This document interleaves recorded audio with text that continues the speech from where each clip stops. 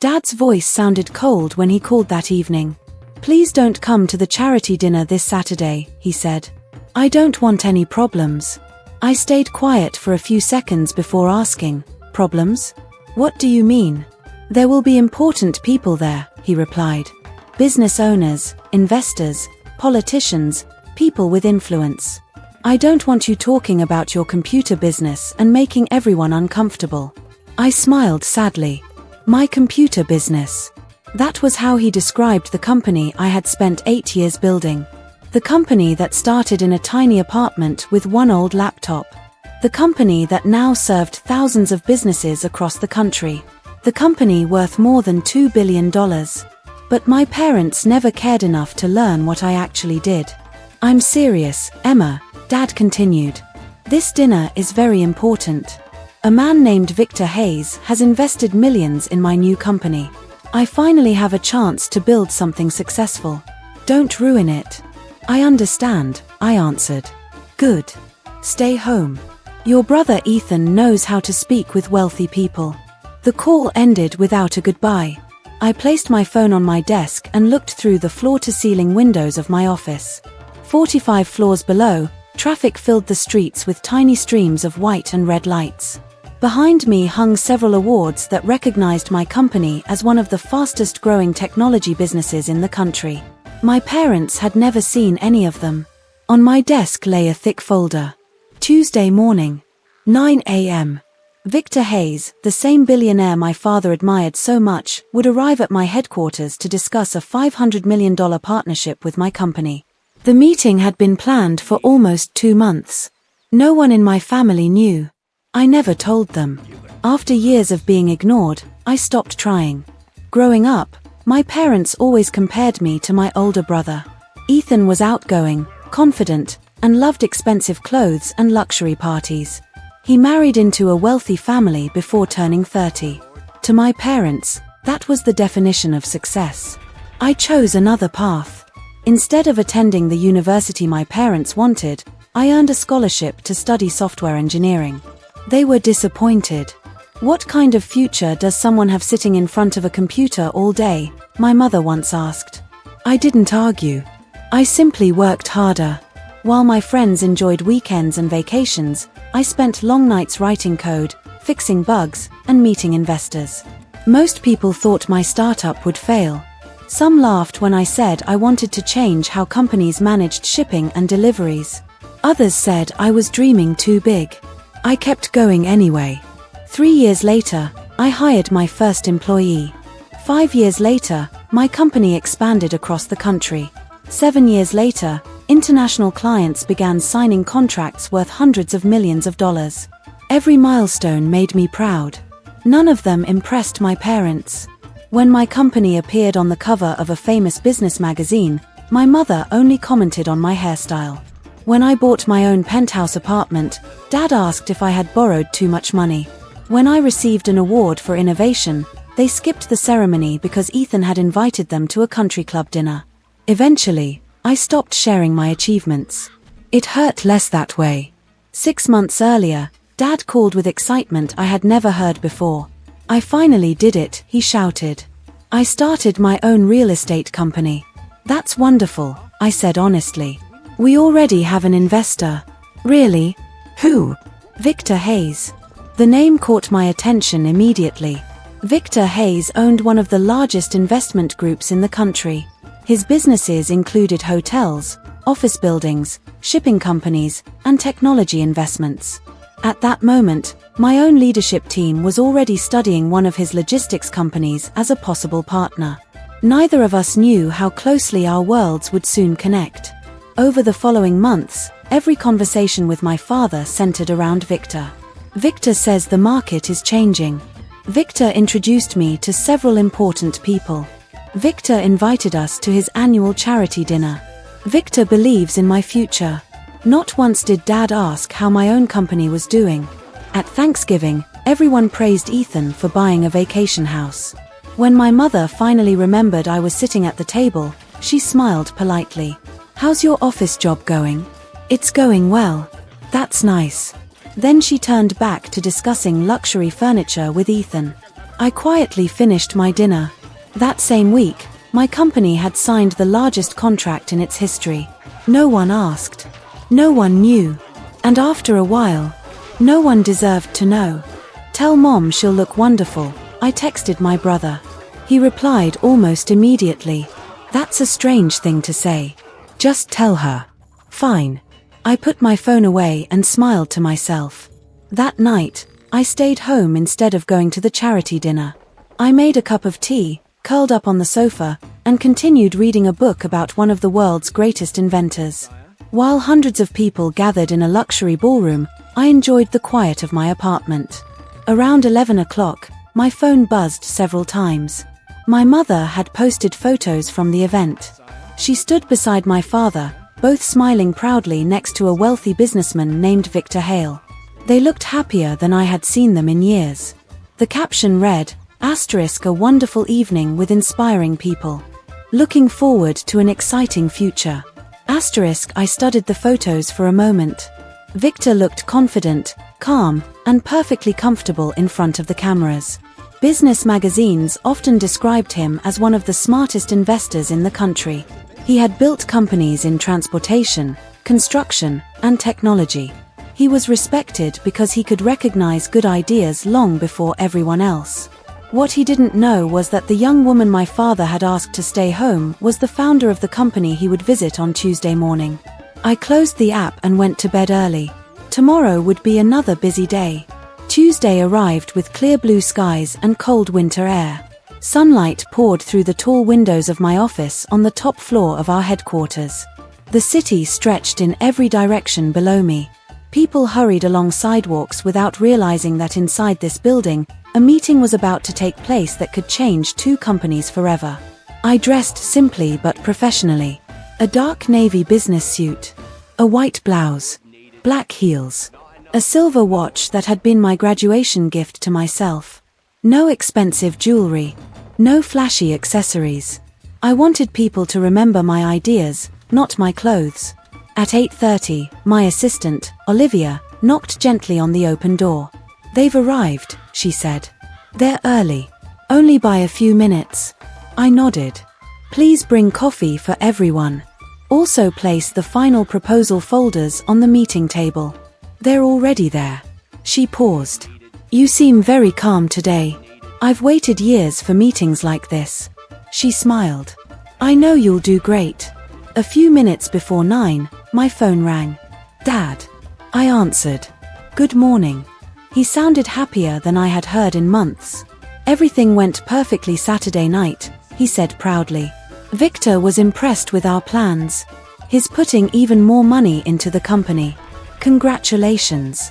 I knew he'd see my potential. "I'm glad."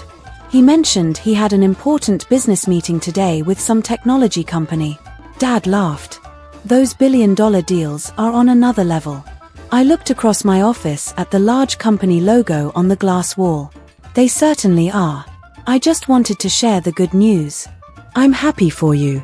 We ended the call. I quietly placed the phone on my desk. Outside my office stood a large framed magazine cover. The headline read, "The woman changing global logistics **. Below it was a photograph of me standing inside one of our research centers. Most visitors noticed it immediately. My parents never had. A soft knock interrupted my thoughts. Olivia opened the door. "They're ready. Please show them in." The visitors entered one by one. Victor Hale walked in first. Behind him were his chief financial officer and the head of operations. Victor smiled politely as he stepped inside. Then he looked at me. His smile slowly disappeared. He stopped walking. For a second, nobody spoke. His eyes moved from my face to the nameplate on my desk. Emma Carter, founder and chief executive officer, he looked back at me. "You." I smiled warmly. "Welcome to Horizon Logic." He blinked. I wasn't expecting. "Please," I said, pointing toward the conference table. "Have a seat." The others quietly sat down. Victor remained standing for another moment. "I know your father," he finally said. "I know. He never mentioned." He rarely talks about my work. There was another long silence. Finally, Victor sat down.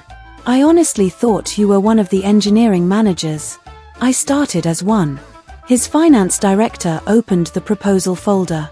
Our research shows your software has become the industry standard. I nodded. We've spent nearly a decade improving it. The conversation slowly turned toward business. Within minutes, charts covered the large screen.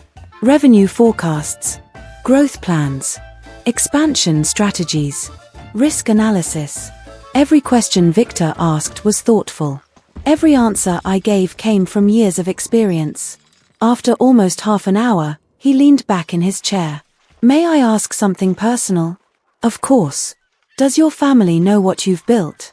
I smiled gently. They know I work with computers. They don't know you're the owner. They've never asked enough questions to find out. Nobody spoke. The room suddenly felt much quieter. Victor looked genuinely surprised. Your father spent an entire evening telling me how proud he was of his business. I'm happy for him. But he never once mentioned this. I folded my hands on the table. People notice what they believe is important. He slowly nodded. I understand. Then he smiled. Not the polite smile people use during business meetings. A real one. I've met many successful people, he said. The most impressive ones usually don't spend much time talking about themselves. I laughed softly. I've had plenty of practice staying quiet. He closed the proposal folder. I came here interested in your company. He reached across the table and offered his hand. Now I'm interested in working with the person who built it. I shook his hand. Then let's build something even bigger together. The meeting continued for hours. We challenged each other's ideas. We negotiated every important detail. Neither side accepted a bad deal.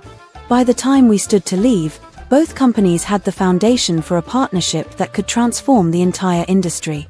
For me, however, the biggest victory wasn't the contract. It was knowing that I had succeeded without needing anyone's approval. Not my parents'. Not society's. Only my own. If you'd like. By midday, we had finished discussing the main points of the agreement. The deal was worth $400 million and would bring Castellano Transport Solutions into Loyore AI as a fully owned subsidiary. It was one of the biggest business decisions either company had ever made. Under the agreement, I would remain the majority owner of Loyore AI and continue serving as Chief Executive Officer. Marcus Castellano would join our board of directors, while his experienced logistics team would work closely with our AI engineers. Together, we planned to combine his nationwide transportation network with our advanced technology to build a smarter and faster logistics company.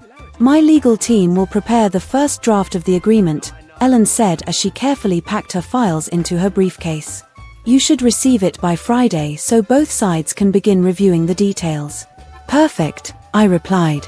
Our lawyers will be ready to go through every section as soon as it arrives.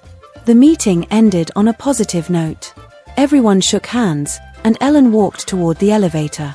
Marcus stayed behind for a moment. Before leaving, he stopped at my office door and looked back at me. Can I ask you something personal? He said quietly. Of course. Are you going to tell your father before this becomes public? For a few seconds, I didn't answer. The official announcement was scheduled for 2 weeks later. Once every document had been signed and approved, the merger would make headlines across every major business newspaper and financial website. There would be no hiding it. I'll call him before the press release goes out, I finally said. Whether he truly listens is another story. Marcus nodded slowly. For what it's worth, he said, I think Robert has made a huge mistake by underestimating you. I smiled, though it carried years of quiet disappointment. He's been making that same mistake for the last 32 years. I stopped expecting anything different a long time ago. After everyone left, I walked over to the large windows in my office. The city stretched out below me, filled with buildings, traffic, and endless opportunity. Somewhere out there was the empire Marcus had spent decades building. Soon, it would become part of mine. My phone vibrated on my desk. Dad. I already knew what kind of conversation it would be before I answered. "Hi, Jennifer," he said cheerfully. "Quick question. Do you know much about artificial intelligence?" "A little," I replied carefully. "Why?" Marcus mentioned the company buying his transportation business uses AI to improve shipping and delivery routes. It sounded fascinating. "Since you work in technology, I thought maybe you knew something about it." "I know a bit. This merger is going to make Marcus even richer," Dad continued with excitement. $400 million. Can you imagine handling that kind of money?" "I can imagine it," I answered quietly. He laughed without noticing the meaning behind my words. "Your mother and I are having dinner with Marcus next week to celebrate. She's already trying to decide what she should wear." "That sounds nice. You know, Jennifer," he continued, "you should spend more time learning about business. Marcus Castellano is exactly the kind of person young professionals should study. He started with a small transportation company worth around $50 million and turned it into a logistics empire. That's the kind of success story people remember." As he spoke, my eyes wandered around my office. On one wall hung the latest Wall Street Journal featuring our company's rapid growth. Nearby sat a framed Forbes magazine profile naming me one of the most influential CEOs under 40. Shelves displayed awards from the technology industry, recognition my executive team insisted on showcasing even though I never cared much for trophies. "I'll remember that," I said softly. The following 2 weeks passed in a blur. Lawyers spent long days negotiating every clause of the merger agreement. Finance teams reviewed numbers, auditors checked records, and executives from both companies worked together on integration plans. Our board of directors voted unanimously to approve the acquisition, impressed by Castellano Transport Solutions' nationwide infrastructure and excited about the opportunities our AI platform would unlock. Meanwhile, my father called several more times. Each conversation centered around Marcus.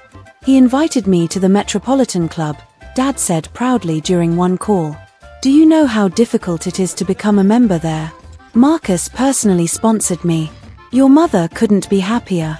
"Congratulations," I replied while reviewing another stack of merger documents. A few minutes later he laughed. "Marcus told me about the young woman running the tech company buying his business. He said she built the company from nothing and reminded him of himself 20 years ago." He paused before adding with obvious surprise, "Can you believe it? A woman leading a multi-billion-dollar technology company. Times really have changed." "Yes," I answered quietly. "They certainly have." I never told him the truth. A small part of me wanted to hear the shock in his voice when he discovered that the CEO Marcus admired so much was actually his own daughter. But a larger part believed he should learn the same way he had lived our relationship, from a distance. For years he had never asked about my work, my achievements, or my dreams. He had made assumptions instead of showing interest. Now he would discover the truth through headlines, just like millions of strangers. The evening before the public announcement, my sister Jessica called. "Mom wants to know if you're free for brunch on Sunday," she said. "She's invited the Castellanos. It's going to be a really exclusive gathering. I already have plans. Come on, Jennifer. This is important to Dad. Marcus Castellano is a huge deal. I know exactly how important Marcus Castellano is. Then come support Dad for once instead of hiding away in your apartment." I almost laughed. She still imagined I lived in a small rented apartment because she had never once asked where I lived. She had no idea my home was an $8.9 million penthouse overlooking the city. "I'll see if I can make it," I said, already knowing I wouldn't. Friday morning arrived. At exactly 9 a.m. Eastern Time on December 29th, Loyore AI and Castellano Holdings released a joint press statement. Within seconds, the announcement appeared in the Wall Street Journal, Financial Times, Bloomberg, and Reuters. The headline read, "Loyore AI, the industry leader in AI-powered logistics technology founded by CEO Jennifer Anderson, announced today a definitive agreement to acquire Castellano Transport Solutions in a $400 million cash and stock transaction." 3 minutes later, my phone exploded with notifications. The first call came from Jessica. Jennifer, she shouted the moment I answered. Oh my God, is this really you? Yes. You're the CEO in the news? Yes. And you're the one buying Marcus Castellano's company? That's right. There was complete silence. Finally she whispered, how did I not know this? No one ever asked. Another long pause. I have to go. Mom is calling. She ended the call. Seconds later my phone rang again. Mom. I answered calmly. Good morning. What is the meaning of this? She demanded. What do you mean? Your picture is on the front page of the Wall Street Journal beside Marcus Castellano. It says you're buying his company for $400 million. That's correct. You never told us you were the CEO of a company. I told you I worked in technology. You said you worked at a tech company, not that you owned one. You never asked for details. Don't you dare blame us, she snapped. Your father is in complete shock. Marcus just called to congratulate him, thinking he already knew his own daughter was running one of the fastest growing AI companies in the country. Your father had absolutely no idea. I've been building this company for 7 years.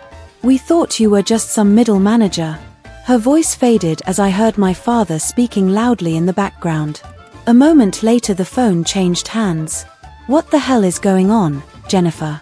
Dad demanded, his voice shaking with anger and disbelief. It's a business merger, I answered calmly. No, he said. This isn't just a merger. Explain everything. For the first time in years, he wasn't talking to me like someone who had failed to meet his expectations. He was talking to me because he finally realized he had never known who his daughter really was. Jennifer, he said, do you know how surprised I was today? I called your father to congratulate him. I thought he must be incredibly proud of everything you've achieved. Instead, he acted like he had no idea what company you even owned. I stayed silent for a moment. Later that evening, my father called me. His voice was loud from the very beginning. Marcus called me today, he said angrily. Do you know what that felt like? He asked me why I never told him that my daughter owns one of the fastest growing technology companies in the country. I had to admit that I didn't even know what your company really did. I took a deep breath before answering. Dad, I told you many times that I worked in technology. You only said you worked in tech, he replied. You never told me you were running a company worth billions of dollars. You never said your face was on magazine covers. You never mentioned signing deals worth hundreds of millions of dollars. His voice became even louder. Do you know how embarrassed I felt? Marcus looked at me and said, your daughter has built something truly amazing, Robert. You must be proud. I just stood there with nothing to say because I didn't even know what he was talking about. I remained calm. You could have asked me at any time over the last 7 years. There was silence on the line for a few seconds. No, he said. You hid all of this from us. I didn't hide anything, I answered. Every time I tried to tell you about my work, you changed the subject. Whenever I talked about my company, you acted like it wasn't important. You decided it was just another small startup before you even listened. His voice softened for a second. You made it sound so ordinary. I described it exactly as it was.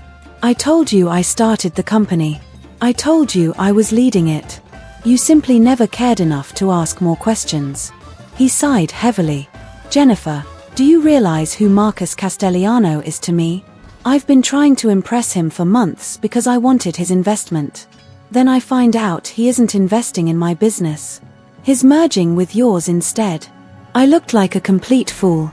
His anger slowly turned into frustration. I never wanted to embarrass you, I said quietly. Then why didn't you tell me everything? My only goal was to build my company. That's what I've been focused on every single day. I wasn't hiding from you. I was simply building my future. You chose not to look closely. Neither of us spoke again. A few seconds later, he ended the call. The next 2 days felt like a storm. My phone never stopped ringing. Investors called to congratulate me. Board members wanted to discuss the next steps. Business partners sent messages filled with excitement. Journalists asked for interviews. The announcement about the merger spread across social media and quickly became one of the biggest business stories of the week. Television networks wanted live interviews. Major business magazines wanted exclusive articles about the surprising story of a successful daughter whose own family never realized how successful she had become. I politely declined most of the interviews. The business spoke for itself. I didn't feel the need to explain my personal life to the world. On Sunday morning, around 11 o'clock, my doorbell rang. When I opened the door, my sister Jessica was standing outside. She was still wearing expensive workout clothes from her yoga class. She looked past me into my apartment with complete surprise. "So, this is where you live?" she asked. "I've lived here for 3 years," I replied. Without waiting for an invitation, she slowly walked inside. She looked around at the floor-to-ceiling windows that overlooked the city skyline. Her eyes moved across the modern furniture, the original artwork on the walls, and the carefully designed living room. She looked shocked. "This place must cost a fortune." "It does," I answered honestly. She turned toward me. "I don't understand, Jennifer. Why didn't you tell us?" I pointed toward the sofa. We both sat down. "I did tell you." She looked confused. "When?" "Many times." I smiled sadly. "Remember Thanksgiving 2 years ago when I mentioned opening offices in Europe? Remember last Christmas when I talked about raising another round of funding? Remember every family dinner where I tried to explain what I was working on?" Jessica looked down at her hands. "I remember, but I never thought your company was that big. I told everyone I was the founder. I guess I imagined it was just another small startup that probably wouldn't last." I nodded. "That's because none of you ever asked questions." She quietly played with her perfectly polished nails. "You always acted so normal." I laughed softly. "I am normal." She smiled. "Normal people don't sign $400 million business deals. Some do." She looked around the apartment one more time. "Mom is heartbroken. She thinks you lied to us." "I never lied. You just never explained." I tried to explain. Eventually, I stopped trying because nobody wanted to listen. She nodded slowly. "Dad is having a really hard time." "I know. He keeps saying Marcus must think he's a joke. He can't believe his own daughter built something bigger than anything he ever achieved." I looked out the window toward the city. I felt many emotions at once. There was a little sadness, a little disappointment, but there was no anger anymore. "This isn't really about me," I said. "Dad is struggling with how he sees himself." Jessica looked at me. "That's easy for you to say. You're incredibly successful." I shook my head. "You're successful too. You have a wonderful family, a happy marriage, and a beautiful home." She smiled weakly. "I married into a good life. You built a business empire. There is a difference." For a long moment, neither of us spoke. Finally, Jessica asked quietly, "What happens now?" "The merger will officially close in about 2 months. My company will continue growing. Marcus gets access to our technology. Business moves forward. And Mom and Dad." I stood and walked toward the window. The winter sunlight reflected off the buildings below. "That decision belongs to them." I looked back at her. "I haven't changed. I'm still the same daughter I was last week, last year, and 7 years ago. If they want to know the real me, I'm here. But if they continue believing the version of me they created in their own minds, that's their choice." I smiled gently. "I spent over 30 years trying to earn their attention. I'm done chasing it." Jessica slowly picked up her purse. Before leaving, she stopped at the door. "For what it's worth." She smiled with tears in her eyes. "I'm proud of you. I should have said that a long time ago." "Thank you," I replied quietly. After she left, I made myself a fresh cup of coffee and opened my laptop. Hundreds of unread emails filled my inbox. Within minutes, I was back to reviewing contracts, making decisions, and planning the next stage of the merger. Work had always been the place where everything made sense. Then my phone rang again. It was Marcus. "I wanted to apologize," he said. "I never intended to create problems inside your family." "You didn't create them," I answered. Those problems were already there. He laughed softly. Your father called me 6 times this weekend. I raised an eyebrow. He seems convinced I'm judging him. Are you? Marcus paused. I'm disappointed that he couldn't recognize extraordinary talent sitting across from him at his own dinner table for years. He continued. But that's his mistake, not yours. The merger is still strong, and nothing about your family situation changes my confidence in this partnership. I appreciate that. There is one more thing, Marcus added. I've decided not to invest in Anderson and Associates anymore. I sat up straighter. You don't have to do that. My relationship with my father shouldn't affect your business decisions. It isn't about you. It's about him. Marcus continued calmly. He actually called me yesterday and demanded that I cancel our merger. He wanted me to invest in his company instead. He said family should always come first. I closed my eyes. I'm sorry. Don't apologize. His voice became serious. That conversation showed me exactly who he is. A man who worries more about protecting his pride than celebrating his daughter's success isn't someone I want as a business partner. After a short pause, he continued. You built an incredible company without family connections, powerful investors, or constant encouragement. You earned every bit of your success. That kind of determination can't be taught. His words meant more than he probably realized. Thank you, I said sincerely. I'll see you at the closing ceremony. 3 weeks later, my father asked if we could meet. We chose a quiet coffee shop in Midtown. When I arrived, he was already sitting at a corner table. He looked tired. The confidence he usually carried had faded. After ordering a simple black coffee, he finally looked at me. Marcus withdrew his investment, he said quietly. I've heard. He stared into his coffee cup. Without his support, Anderson and Associates is falling apart. For the first time in my life, my father wasn't speaking with anger or pride. My father said in a quiet voice, I'm sorry, Dad. I looked at him carefully before answering. Are you really sorry? His eyes stayed fixed on mine. You've decided to join hands with the man who destroyed everything I spent my life building. I shook my head. Marcus didn't destroy your company. Your own decisions after hearing about the merger did. His face became tense. I was shocked, he replied. My daughter signed one of the biggest business deals in the industry without telling me. I talked about my company many times, I reminded him. You never wanted to know more because you never believed it was important. He stayed silent. Or maybe, I continued, nothing I achieved could ever be as valuable as Jessica marrying into a wealthy family.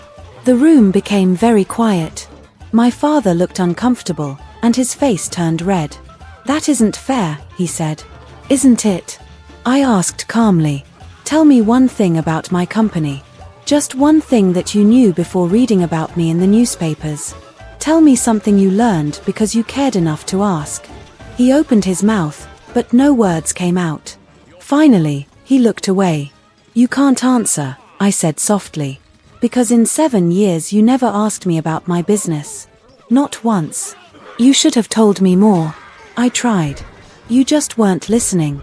Silence filled the room. Outside the office window, the city was alive. Cars filled the streets. People hurried to work, signed new contracts, started companies, and chased their dreams.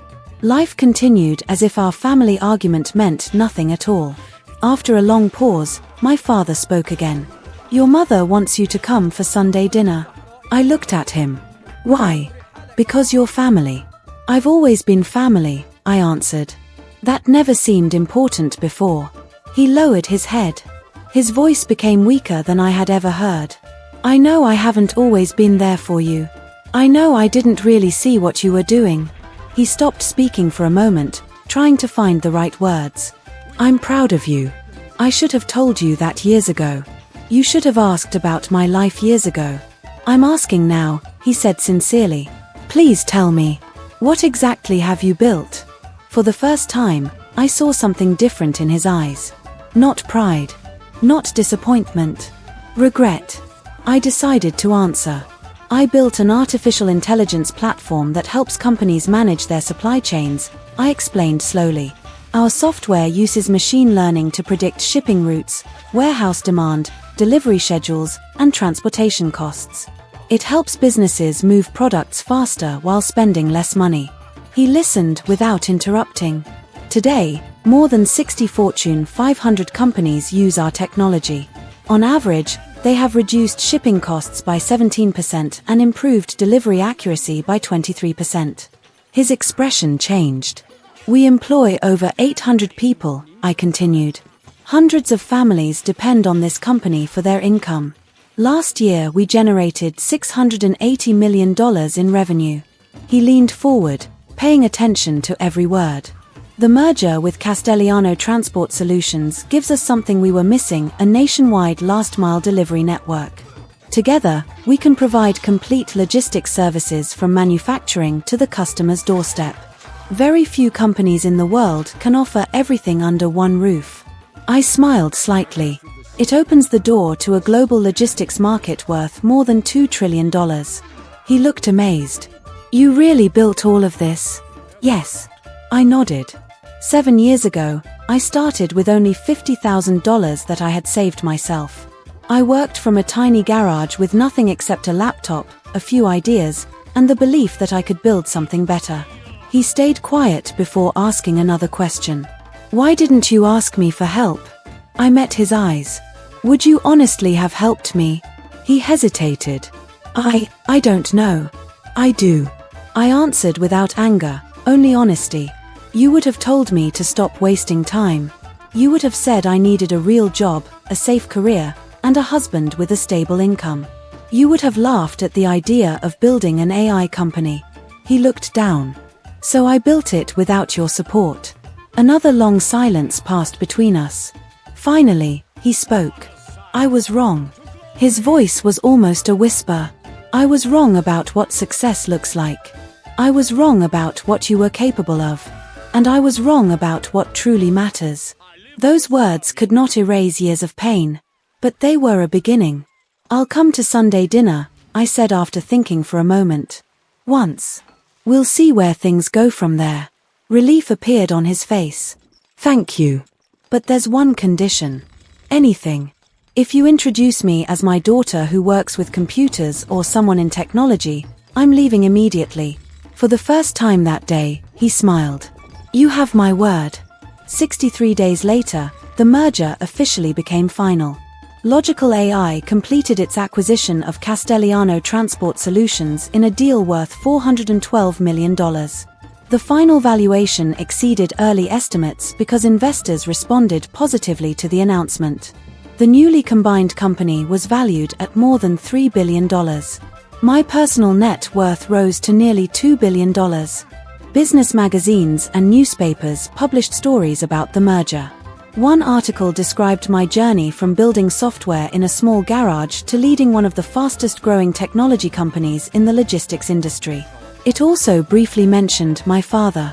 The article explained that much of my determination came from growing up in a family where traditional business success was measured by old connections and reputation instead of innovation and hard work. A few days later, my father called. Did you really have to tell them that? They asked what motivated me, I replied. I answered honestly. It makes me sound like I failed as a father. I stayed quiet for a second. Did you? There was silence on the other end of the phone. Then he answered honestly. I'm trying to become a better one. I know. After another short pause, he asked, so, Sunday dinner? What's Mom cooking? Pot roast. I smiled. I'll be there. When the call ended, I returned to my office. The evening sun reflected from hundreds of glass buildings across the city skyline. Somewhere in those towers, my father was closing the final chapter of his old business and beginning a new career at 63 years old. Elsewhere, my sister was enjoying the comfortable life she had always wanted, surrounded by charity events, social gatherings, and expensive parties. And in my office, I looked at the plans for the future. 7 years earlier, everything had started in a crowded garage with a dream that no one believed in. Now that dream had become a global company changing the way businesses moved goods around the world. I wasn't better than my family. They weren't better than me. We had simply chosen different paths. The only difference was that I had never stopped believing in mine. My phone vibrated. It was a message from Marcus Castelliano.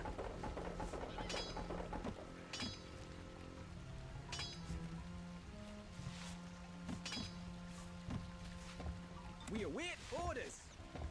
We salute you. To glory! Our treasury is emptying.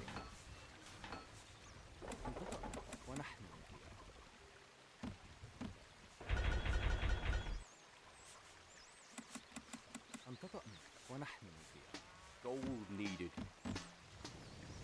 نحن في خدمتك.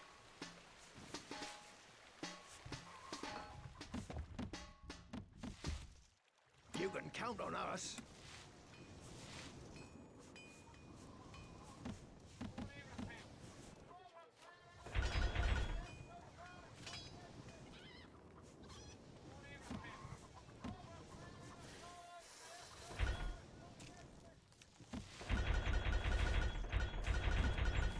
No taxes is one thing, but what about a small gift? Go on.